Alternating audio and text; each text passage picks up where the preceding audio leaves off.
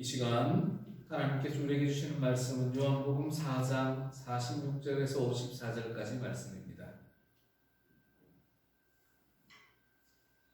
예수께서 다시 갈릴리 가나에 이르시니 전에 물로 포도주를 만드신 곳이라. 왕의 신하가 있어 그의 아들이 가버나움에서 병들었더니 그가 예수께서 유대로부터 갈릴리로 오셨다는 것을 듣고 가서 청하되 내려오셔서 내 아들의 병을 고쳐주소서 하니 그가 거의 죽게 되었습니다. 예수께서 이르시되 너희는 표적과 기사를 보지 못하면 도무지 믿지 아니하리라. 신하가 이르되 주여 내 아이가 죽기 전에 내려오소서. 예수께서 이르시되 가라 내 아들이 살아있다 하시니 그 사람이 예수께서 하신 말씀을 믿고 가더니 내려가는 길에서 그 종들이 오다가 만나서 아이가 살아있다 하거늘 그 낫기 시작한 때를 물은즉 어제 7시에 열기가 떨어졌나이다 하는지라. 그의 아버지가 예수께서 내 아들이 살아있다 말씀하신 그때인 줄 알고 자기와 그 온 집안이 다 믿으니라. 이것은 예수께서 유대에서 갈릴리로 오신 후에 행하신 두 번째 표적이니라. 아멘. 예수님께서 6월절을 맞아서 예루살렘을 방문하셨습니다.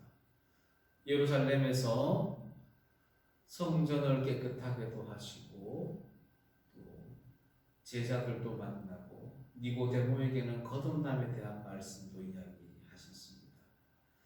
또 유대 땅에서 예루살렘에서 많은 표적과 기사를 행하셨습니다.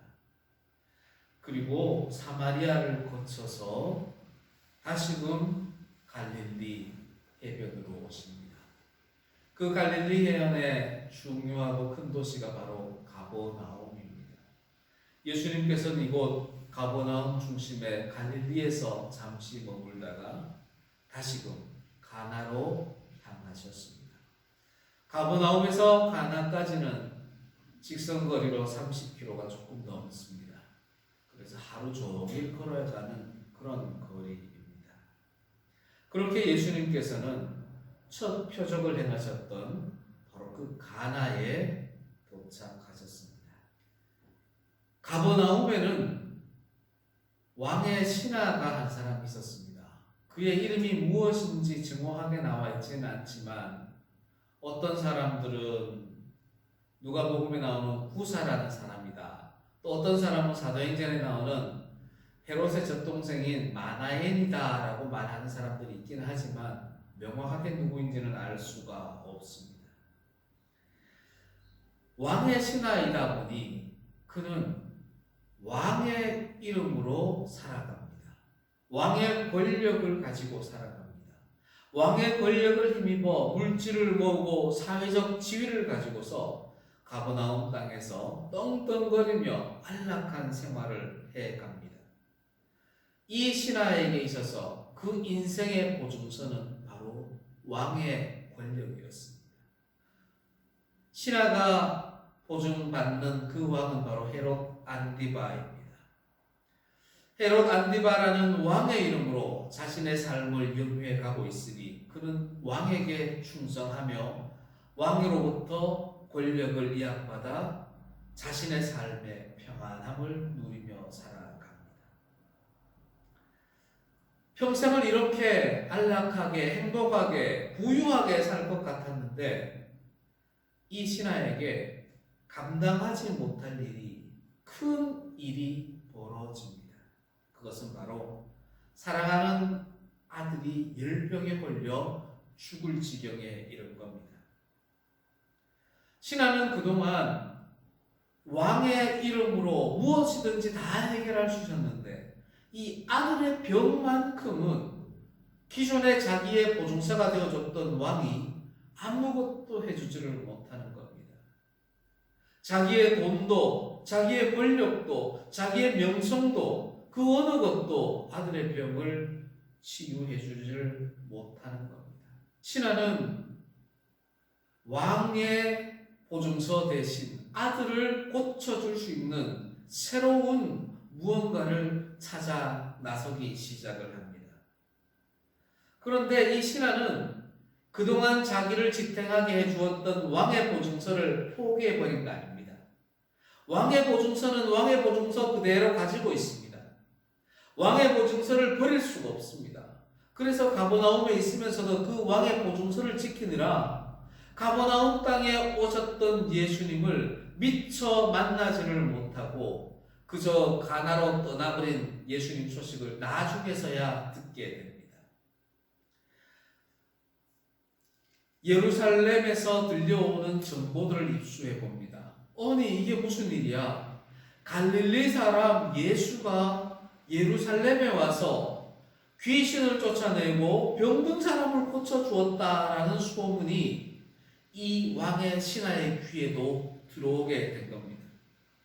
이 신하가 결단을 내립니다. 옳다구나. 내가 우리 아들의 병을 치유하기 위해서는 이 왕의 보증서 대신 이 사건만큼은 저 예수를 이 아들의 병을 고치는 보증으로 삼아야 되겠다. 그때부터 예수를 찾기 시작합니다. 그런데 예수가 가나로 떠났다는 소식을 듣게 되는 겁니다.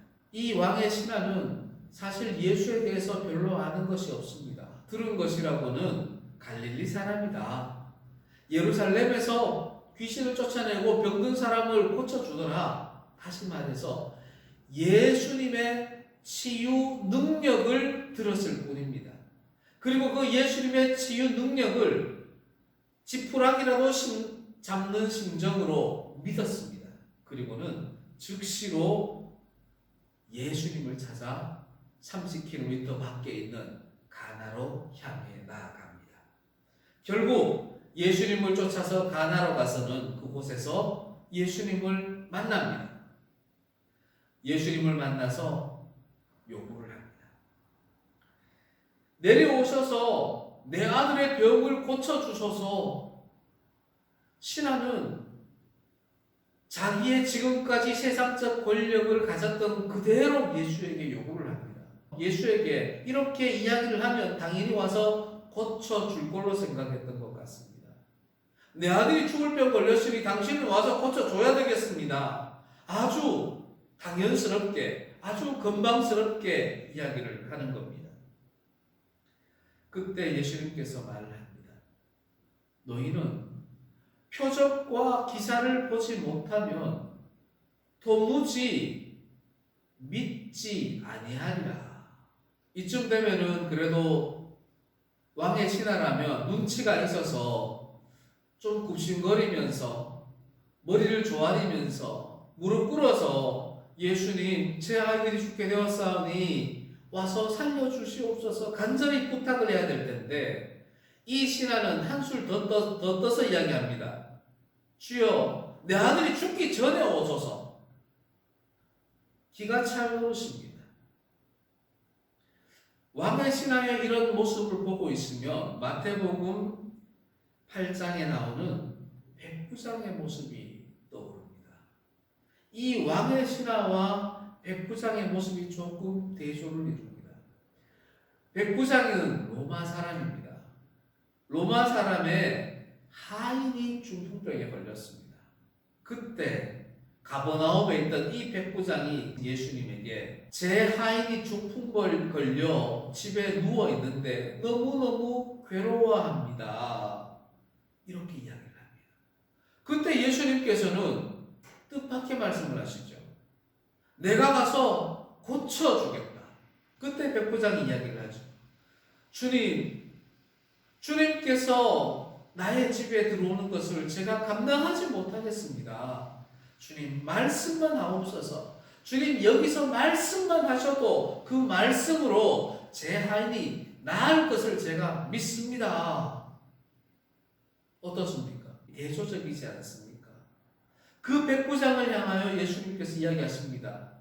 이스라엘 사람 중에도 이 사람은 로마 사람 백부장인데 이스라엘 사람 중에도 이만한 믿음을 내가 보지를 못했다. 가라. 네가 믿은 대로 될지어다. 아멘. 백부장은 예수님의 이 말씀을 통해서 자기의 하인이 나은 것을 확인하게 된 겁니다. 오늘 나오는 신하는 전혀 다른 모습을 보입니다. 와주세요. 내 아들이 죽기 전에 오세요. 너무나 당돌하게 요구를 합니다. 예수님께서는 마지막으로 한마디 하십니다. 가라. 네 아들이 살아있다. 물론 신하가 처음에 예수님을 찾아왔을 때는 예수님의 그 치유의 능력을 믿고 왔습니다. 그리고 예수님으로부터 어떻게든 자기가 원하는 말씀을 들었습니다. 가라! 네 아들이 살아있다. 라는 말씀을 들었습니다. 신하가 어떤 반응을 보였겠습니까? 이 신하는 예수님의 이 말씀을 믿었습니다. 예수님의 치유의 능력을 믿었습니다. 그런데 이 왕의 신하가 믿었던 예수님의 그 치유의 능력은 예수님의 본질이 아니었습니다. 왕의 권력처럼 예수의 치유의 능력을 믿었습니다. 부자들의 재물처럼 예수님의 그 치유의 능력을 믿었습니다. 군대의 창검처럼 예수님의 그 치유의 능력을 믿었던 겁니다. 예루살렘에서처럼 내 아들을 살려줄 수 있다고 믿었던 겁니다. 왕의 신하가 믿었던 것은 예수님의 그 치유의 능력입니다. 이 왕의 신하는 지금까지 자신이 가지고 있었던 보증서, 왕이라는 보증서 대신 가라, 네 아들이 살아있다라는 그 말씀을 새로운 보증서로 품은 겁니다.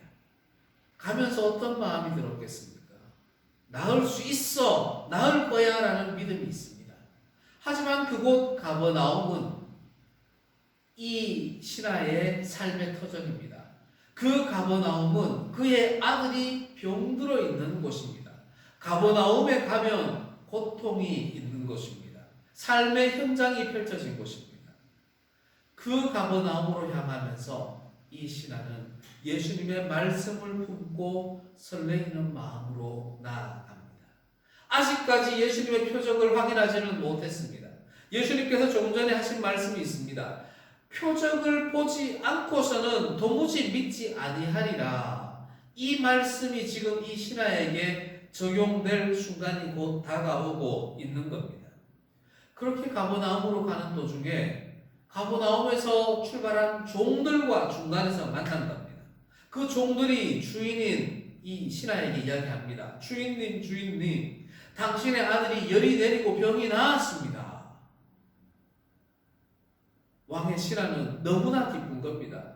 조금 전 예수께서 하신 말씀이 그대로 이루어진 겁니다. 왕의 신하는 여기서 그치지 않습니다.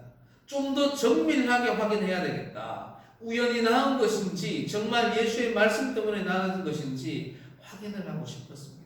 그래서 종들에게 묻습니다. 언제부터 열이 내렸느냐? 그때 종들이 이야기합니다. 제7시 오후 1시쯤에 열이 내리고 병이 나았습니다. 왕의 신하가 깜짝 놀랍니다. 아니 그 시간이라면 예수께서 나에게 하신 말씀 가라 네 아들이 살아있다 하신 바로 그 순간이었던 겁니다.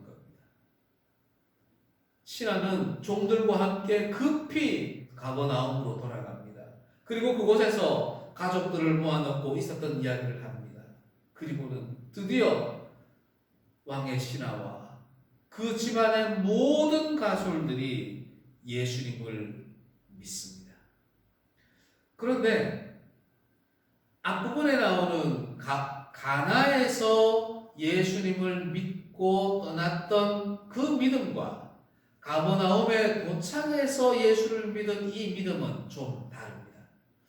가나에서 예수의 말씀을 듣고 믿었던 것은 예수님의 치유의 능력을 믿었던 것입니다. 뭐처럼? 왕의 권력처럼 믿었던 겁니다.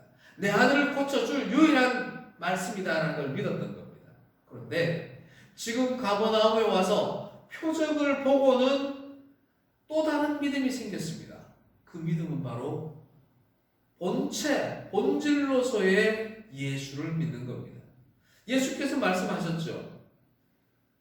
표적과 기사를 보지 않고서는 도무지 믿지 아니하리라 말씀하셨는데, 거꾸로 해석을 하면 너희가 표적과 기사를 보고 나서야 예수를 믿게 된다라는 말씀입니다.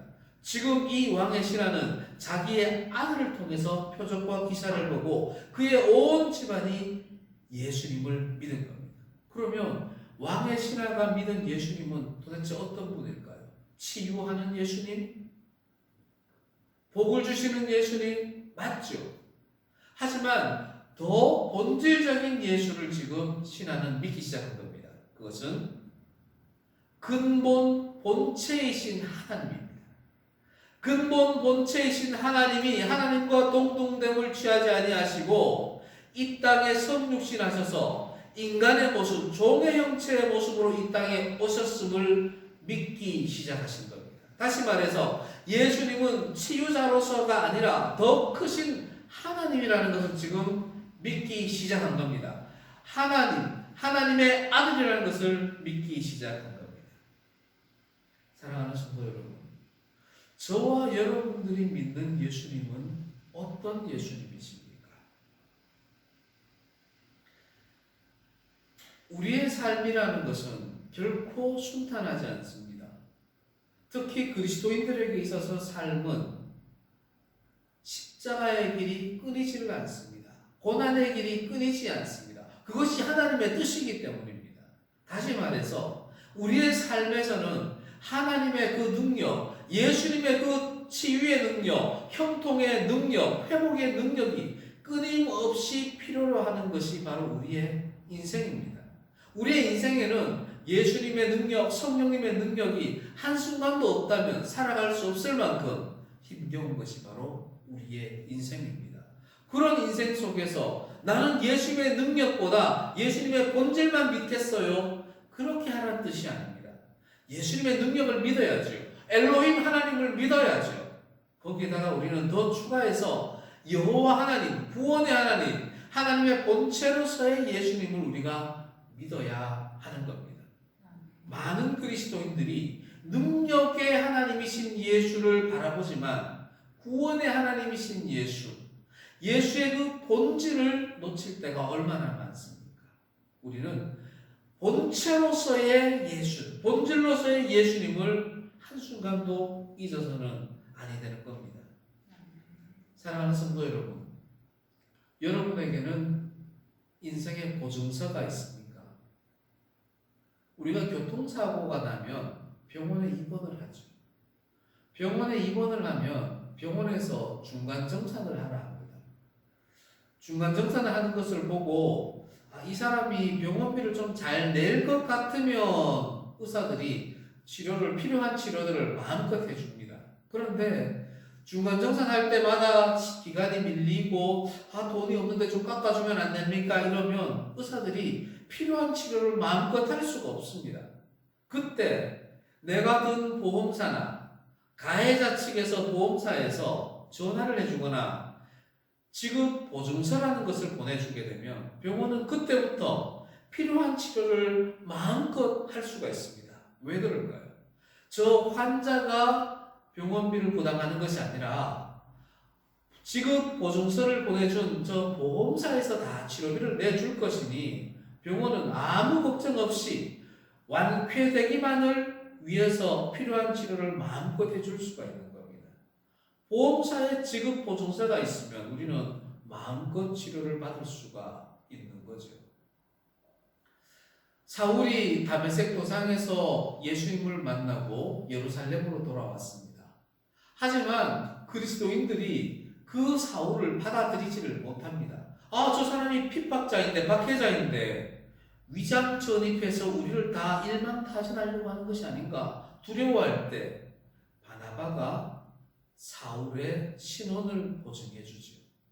사울에게 있어서 첫 번째 신원 보증인이 바로 바나바였습니다. 저와 여러분들에게도 이 땅을 살아가면서 보증서라는 게 아마 있을 겁니다. 어떤 사람들은 보험 증서가 보증서가 될 수 있고, 채권 증서가 보증서가 될 수 있고, 통장의 잔고가 보증서가 될 수 있습니다. 나의 가족들이 내 인생의 보증서가 될 수가 있습니다. 우리 그리스도인들에게는 예수님의 이름이, 예수님의 능력이 보증서가 되고 있을 겁니다. 그런데 우리는 여기서 그쳐서는 아니 됩니다. 우리에게 있어서 진정한 보증서는 근본 본체이신 그 예수님입니다. 왕의 신하가 예수의 능력을 붙잡으려고 가나안 땅에 왔지만 돌아가서는 근본 본체인 예수님을 믿었잖아요. 우리도 세상을 살아가면서 예수님의 능력을 믿고 살지만 결국에는 본체로서의 예수님을 믿어야 하는 겁니다. 세상의 보증서는 사라지기도 합니다. 하지만 우리를 보증해 주시는 성령님, 우리를 보증해 주시는 예수님은 결코 사라지시는 분이 아니십니다. 항상 우리와 임마누엘 해주시는 분입니다. 다만 우리의 보증 되시는 예수님은 그저 형통하게만 해주시는 분이 아니십니다. 예수께서는 말씀하셨죠. 내가 너희에게 분부한 모든 것을 가르쳐 지키게 하라. 자기 십자가를 지고 나를 따르라. 예수님께서는 우리 그리스도인들에게 형통의 보증만을 주신 것이 아니라 고난의 보증, 천국의 보증도 함께 주신 겁니다. 우리가 예수 그리스도께서 맡기신 각자의 십자가를 지고 예수님의 길을 따라갈 때 예수님께서는 우리의 참 보증인으로서의 능력을 또 한 번 드러내시는 겁니다. 사랑하는 성도 여러분, 우리의 보증서는 예수님의 능력에 그치는 것이 아니라 근본 본체로서의 하나님이라는 것을 기억하며 이 땅에서 보증이 있는 사람으로 당당하게 살아가야 합니다. 사랑하는 성도 여러분, 여러분 안에 예수가 있다는 걸 어떻게 확인할 수 있습니까? 그것은 말씀으로 확인할 수가 있습니다. 말씀이신 하나님께서 이 땅에 성육신하시어 우리에게 함께 하시는 형식이 바로 말씀인 겁니다. 예수님께서는 부활 승천하셔서 하나님 우편에 계시지만 지금도 우리에게 역사하시는 그 말씀이 있다는 것은 바로 우리 안에 우리의 보증이 되시는 예수님이 있다는 것입니다. 세상에 어떤 어려움이 있어도 염려하지 마십시오.